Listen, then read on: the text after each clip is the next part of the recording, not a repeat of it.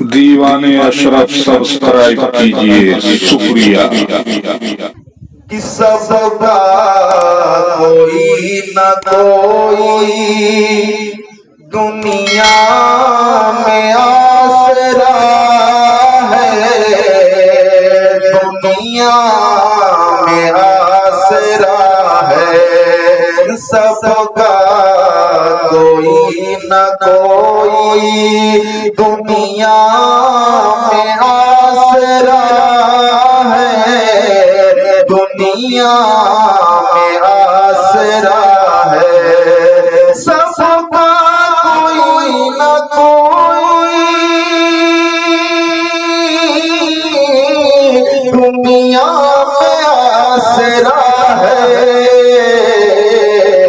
دنیا میں آسرا ہے، میرا بجز تمہارے، میرا بجز تمہارے کوئی نہیں سہارا، کوئی نہیں سہارا، میرا بجز تمہارے کوئی نہیں سہارا، کوئی نہیں سہارا، میری خالی جھولی بھر دو ورنہ کہے تو میاں، ورنہ کہے دنیا، میری خالی جھولی بھر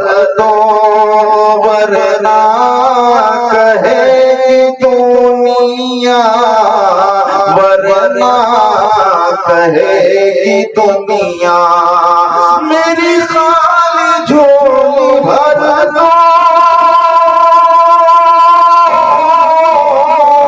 ورنہ کہے گی دنیا، ورنہ کہے گی دنیا، ارے غوث الورا کا منگتا، غوث الورا کا منگتا پھرتا ہے مالا مارا، پھرتا ہے مالا مارا، ایسے سخی کا منگتا پھرتا ہے مالا مارا، پھرتا ہے مالا مارا، سرکار غوث اعظم نظر کرم خدا را، نظر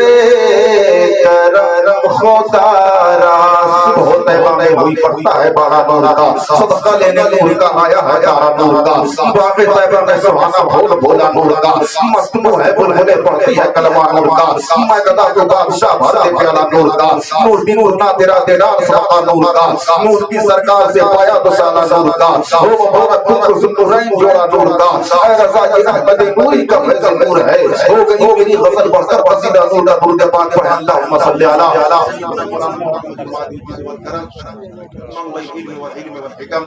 وعلی آلہ وآلہ وسلم، صلاۃ و سلام علیہ یا رسول اللہ صلی اللہ تعالی علیہ وسلم۔ چڑھتے ہیں میرے آقا صلی اللہ تعالی علیہ وسلم سے میلاد کے تعلق سے، پروردگار عالم اللہ رب العزت اپنے حبیب کی شان میں ارشاد فرماتا ہے، حدیث قدسی ہے، لولا لما خلقت الدنیا، اے محبوب اگر آپ نہ ہوتے تو میں دنیا کو پیدا نہیں کرتا، لولا لما خلقت الافلاک، اے محبوب اگر آپ نہ ہوتے تو میں آسمان کو پیدا نہیں کرتا، اور اللہ رب العزت ارشاد فرماتا ہے، لولا لما خلقت الارض، اے محبوب اگر آپ نہ ہوتے تو میں زمین کو پیدا نہ کرتا۔ معلوم یہ ہوا یہ زمین بھی ملادی ہے، آسمان بھی ملادی ہے، سورج بھی ملادی ہے، چاند بھی ملادی ہے، کائنات کا ذرہ ذرہ ملادی ہے۔ میں پوچھنا چاہتا ہوں اگر تم کو میلاد مصطفیٰ سے چڑھ ہے تو یہ میلادی زمین چھوڑ دو، اگر نبی کے نبیت کے میلاد سے چڑھ ہے تو آسمان کو چھوڑ دو، آسمان کے نیچے رہنا چھوڑ دو، میلادی سورج کو چھوڑ دو، میلادی چاند کو چھوڑ دو، اور پوری روایت सुनते चलो। मेरे आका सल्लल्लाहु अलैहि वसल्लम इरशाद फरमाते हैं, लौला मुहम्मदुन व उम्मतुहु लमा खलक़तुल जन्नत वल नारा वल शम्स वल क़मरा वल लैला वल नहारा वल मलकन मुक़र्रबन वल नबिय्यन मुरसलन वल इजाद। अगर मोहम्मद अरबी सल्लल्लाहु तआला अलैहि वसल्लम और उसकी उम्मत ना होती तो मैं जन्नत व दोज़ख, शम्स व कमर, फरिश्ते, अंबिया किसी को ना पैदा करता। मालूम ये हुआ कि अगर नबी ना होते तो शजर हजर ना होते, नबी ना होते तो बहरो बर ना होते, नबी ना होते तो मबल्लाह जमात ना होते, नबी ना होते तो इंसान हैवानात ना होते, नबी ना होते तो फरिश्ते और अंबिया ना होते, नबी ना होते तो खुशखबरी ना होती, अरे नबी ना होते तो कायनात का वजूद ही ना होता। अरे कुर्बान पाओ आला हज़रत अज़ीम अल यौकत मुझे दिलों में नबी पर रही की सरजमीन से उन्होंने ऐलान कर दिया, वो जो ना थे तो कुछ ना था, वो जो ना हो तो कुछ ना हो। अरे जाना है वो जहां नहीं जान के कुछ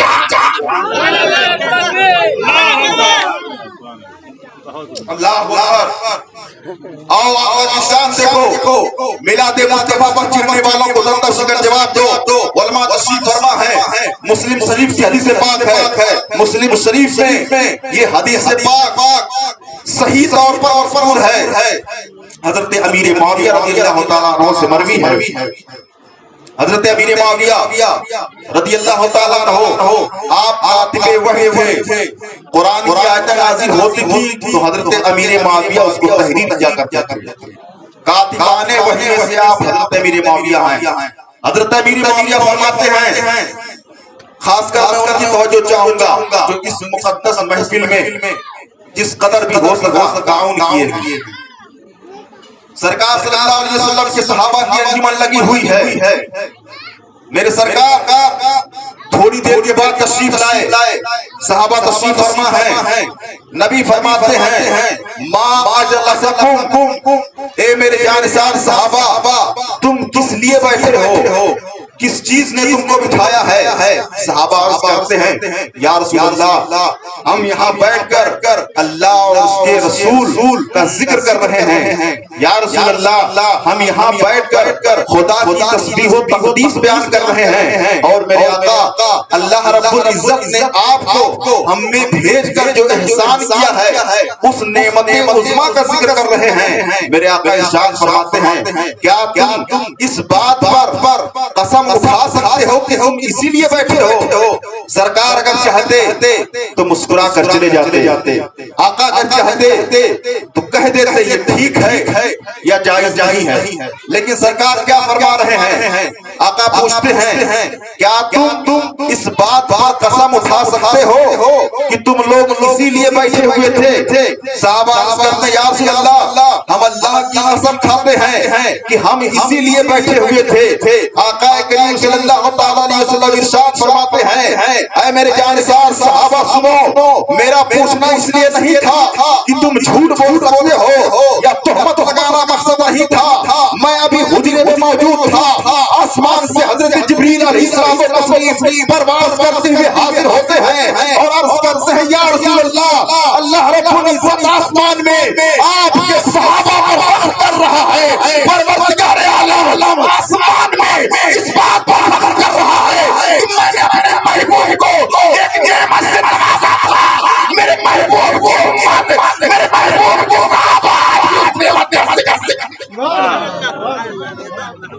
वो नेमत उज़्मा सरकार की मुक़द्दस ज़ात पाक पर जिक्र करके सहाबा की शान ये हुई कि आसमान में अल्लाह फरिश्तों के साथ फख्र महसूस कर रहा है। मैं कहना चाहता हूँ, जिन लोगों ने इस मुक़द्दस महफिल को मुनाफिद किया है, यकीनन वो सहाबा किराम रज़ियल्लाहु तआला अन्हुम के नक्शे कदम पर चल रहे हैं। नबी के दौरे सल्लल्लाहु तआला अलैहि वसल्लम पर कुर्बान जाओ।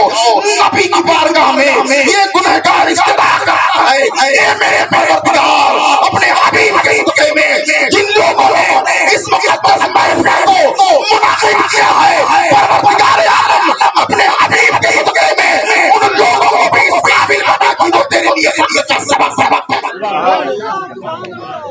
अल्लाह नबी का मिलाद बहकी शरीफ की रिवायत है। आका फरमाते हैं, सरकार सल्लल्लाहु अलैहि वसल्लम का जब मिलाद होता तो सरकार بکری ذبح کرتے اور کل صحابہ کو کھلاتے تھے.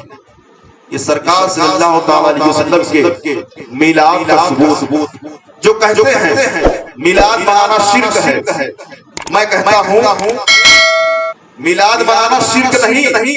علماء کی توجہ چاہوں گا، بلکہ میلاد شرک کو روکنے کا سب سے بہترین ذریعہ. وہ کیسے؟ دیکھو حضرت عزیر علیہ السلام آپ کو اللہ رب العزت نے اس طرح سلا دیا کہ آپ کی عمر ٹھہری رہی. آپ 100 سال کے بعد بیدار ہوتے ہیں تو باپ کی عمر کم اور بیٹے کی عمر زیادہ ہو گئی.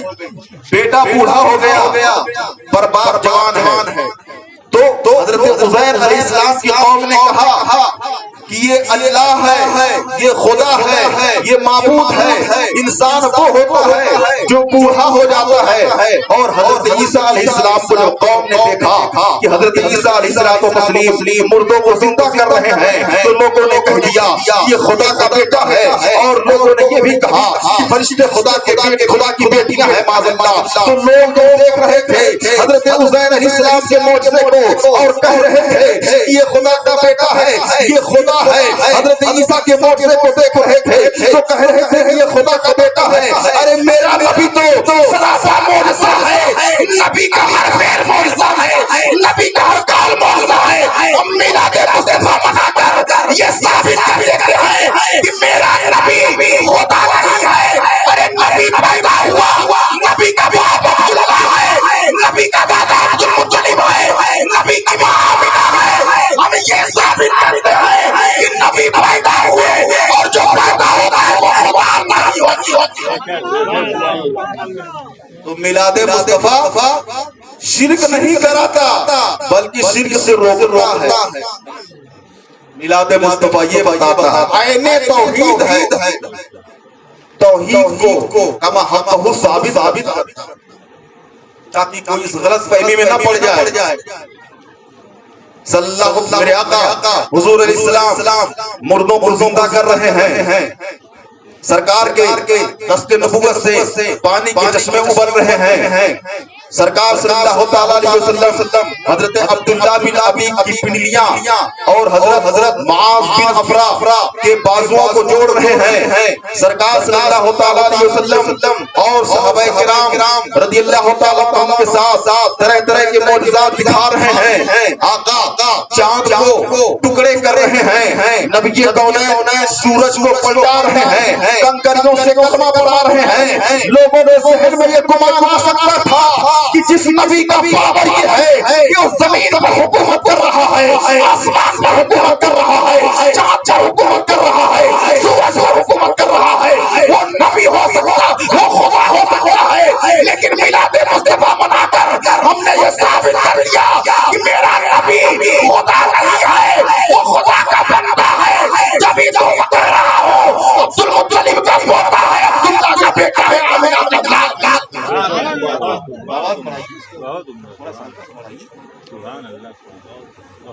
آواز سمجھ میں آ رہی ہے نا؟ بس وہی مقصد. اب دیکھتے چلیے اپنے نبی کی شان ملاحظہ کیجیے. سرکار صلی اللہ علیہ وسلم میرے آقا نبی کونین صلی اللہ تعالی علیہ وسلم ایسے وقت میں تشریف لا رہے ہیں.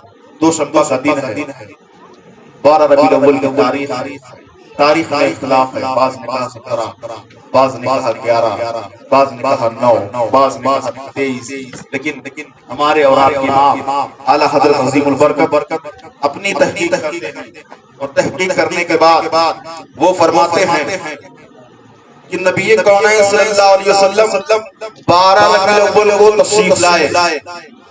ہم سب کے امام نے تحقیق کی. جملہ دے رہا ہوں غور کیجئے.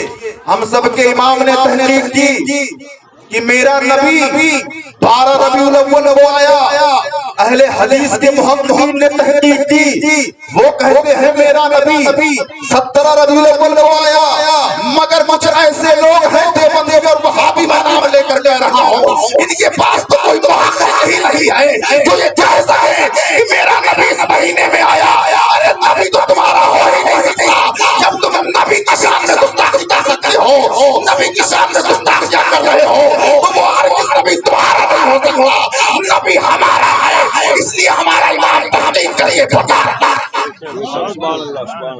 آؤ ذرا دیکھو سرکار 12 ربیع الاول شریف کو تشریف لائے اور ایسے وقت میں تشریف لائے کہ رات کا اندھیرا جا رہا اور دن کا اجالا جا رہا.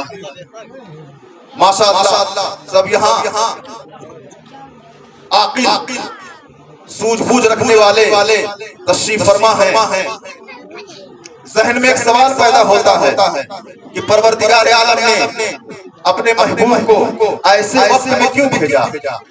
یا تو دن کے مکمل اجالے میں بھیج دیتا یا تو رات کے مکمل اندھیرے میں بھیج دیتا، لیکن نہیں، نبی کو پروردگار عالم نے رحمت للعالمین بنا کر بھیجا. وما ارسلناک الا رحمۃ للعالمین. اے محبوب ہم نے آپ کو سارے جہان کے لیے رحمت بنا کر بھیجا ہے.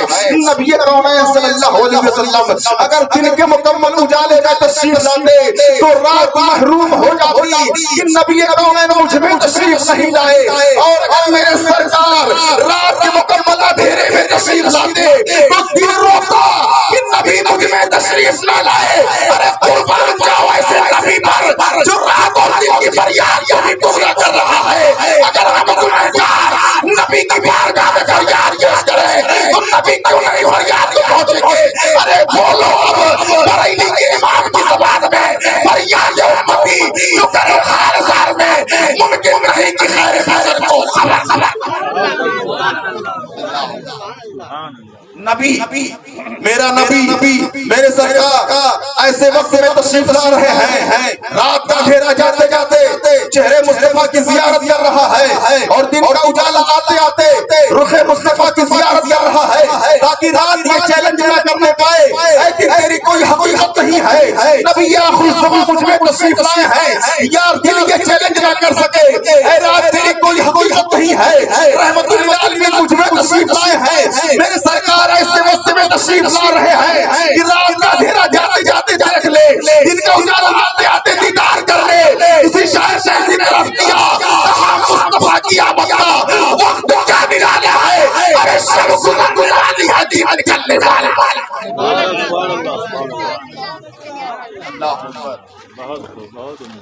یہ نبی کی شان ہے، کس طرح سے رحمت ہو رہی ہے. آؤ ذرا دیکھو جب سرکار کی پیدائش ہوئی حضرت جبریل علیہ السلام حضرت آمنہ خاتون رضی اللہ تعالیٰ عنہا کی گود سے میرے سرکار کو اٹھا لے. پھر حضرت جبریل علیہ السلام میرے آقا کو ایک ترازو میں رکھ کر وزن کرتے ہیں. نبی کی شان کو ملاحظہ کرنا چاہتے ہیں. ایک ترازو میں میرے ترازو کے ایک پلے میں میرے سرکار ہیں، دوسرے پلے میں حضرت جبریل ایک امتی کو رکھتے ہیں. پھر بھی میرے سرکار کا پلہ بھاری، 2 امتی کو رکھا نبی کا پلہ بھاری، 10 امتی کو رکھا نبی کا پلہ بھاری، 20 امتی کو رکھا نبی کا پلہ بھاری، 1000 امتی کو رکھا نبی کا پلہ بھاری، کروڑوں امتی کو رکھا نبی کا پلہ بھاری، بے شمار لوگوں کو رکھا نبی کا پلہ بھاری. حضرت جبریل علیہ السلام واسطے میں آ کر کہتے ہیں اے فرشتوں بند کرو. ارے خدا کی قسم اگر ساری کائنات کو ایک پلے میں رکھ دیا جائے اور محمد کو ایک پلے میں رکھ دیا جائے تو محمد کا پلہ بھاری. یہ میرے آقا کی شان ہے. سرکار صلی اللہ علیہ وسلم کی جب ولادت بساطت ہوئی اللہ قربان جاؤ اللہ حضرت عظیم البرکت کی شان پر کس قدر ان کو نبی سے عشق تھا. حضرت بلال نبی کونین صلی اللہ علیہ وسلم کے دادا جان حضرت عبد المطلب جب میں سرکار کی پیدائش ہوئی تو آپ سرکار صلی اللہ تعالیٰ علیہ وسلم کو طواف کرانے کے لیے خانہ کعبہ کے پاس جا رہے ہیں. حضرت عبد المطلب خانہ کعبہ کا طواف کرانے کے لیے میرے آقا کو ساتھ لے کر بڑھ رہے ہیں.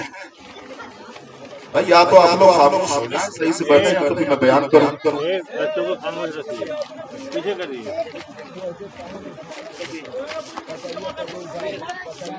سرکار صلی اللہ علیہ وسلم کے دادا جان حضرت عبد المطلب میرے آقا کو اپنی گود میں لے کر خانہ کعبہ کا طواف کرانے کے لیے جا رہے تھے.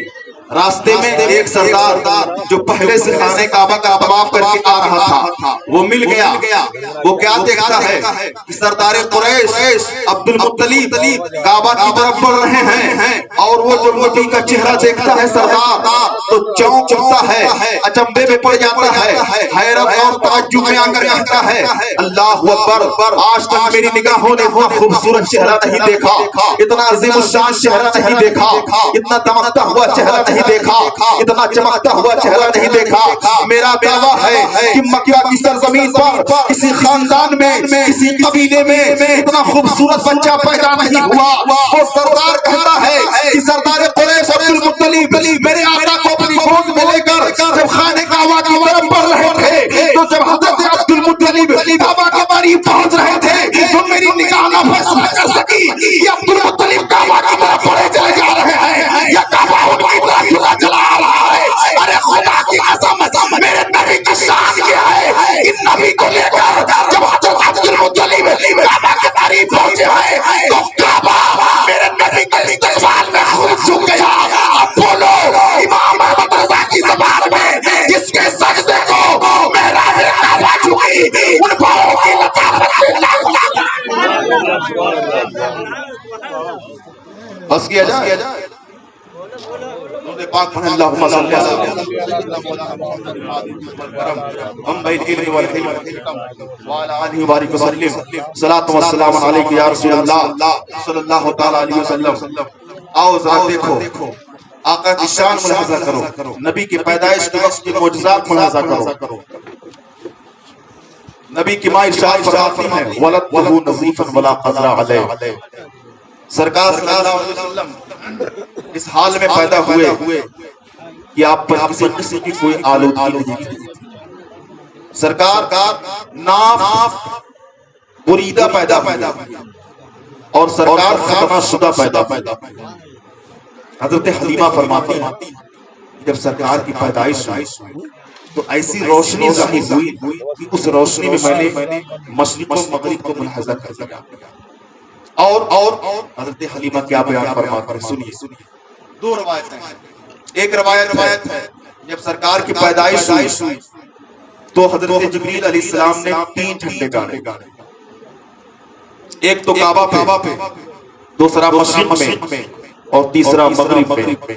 اور ایک روایت ہے کہ جب سرکار کی پیدائش ہوئی تو حضرت جبریل علیہ السلام 4 جھنڈے گاڑے, ایک کعبہ پر, دوسرا پورب میں, تیسرا پچھم میں اور چوتھا سدرۃ المنتہا پر. یہ کیوں پروردگار عالم جھنڈا کیوں گاڑ رہا ہے؟ آپ ذرا غور کیجئے اور ذہن پر زور دے کر سوچئے کہ جہاں تک انڈیا ہے وہاں تک ہندوستانی پرچم آپ کو دیکھنے کو ملے گا. پاکستان میں جائیں گے تو پاکستانی پرچم دیکھنے کو ملے گا. ایران میں جائیں گے, عراق میں جائیں گے, کہیں بھی جائیں, کسی بھی ملک میں جائیں, دنیا کے کسی بھی خطے یا کسی بھی چپے میں جائیں تو آپ کو ہر ملک اور ہر حکومت کا الگ الگ پرچم ملے گا. جہاں پرچم الگ ہوگا, جھنڈا الگ ہوگا, پتہ چل جائے گا یہاں سے دوسری کوئی حکومت آ رہی ہے, یہ ہندوستان کی حکومت ہے, یہ پاکستان کی حکومت ہے, یہ ایران کی حکومت ہے, یہ عراق کی حکومت ہے, یہ عرب کی حکومت ہے.